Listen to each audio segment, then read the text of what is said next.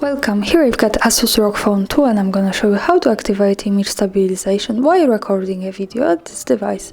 So at first we have to tap on the camera button here to open it. And as you can see, we are in the standard photo mode, so let's change it.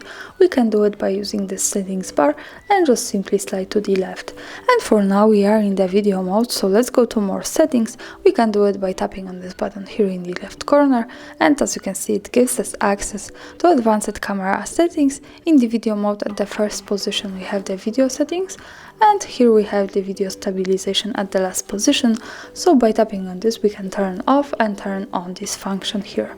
So this is how it works. Thanks for watching, subscribe to our channel and leave the thumbs up.